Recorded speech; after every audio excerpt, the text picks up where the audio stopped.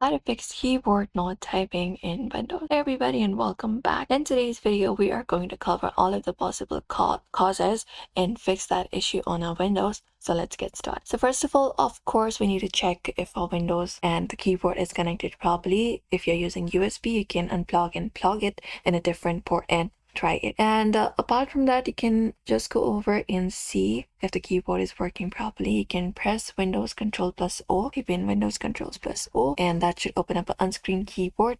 You can just go over and use this if that's not working for a while. Sometimes a simple restart should work out for you, so you can look out for restart option for your Windows, and that should probably reset your keyboard drivers and fix the glitches. If not that, we can go to our settings, press Windows plus the I, go to accessibility option here and look out for keyboard option here. Go ahead and find keyboard. Once you find it up, make sure the option for filter keys, this one right here, is turned off, and that should also fix your issue. Also update or reinstall your keyboard driver. So press Windows plus X for that. Go to device manager, hit enter and find keyboard section here.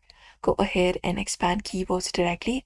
Once you find keyboards, expand it up, and you can right click on your keyboard that you're using, select the option for update driver and search automatically for drivers, and restart your PC. Windows will reinstall the driver automatically if you install it.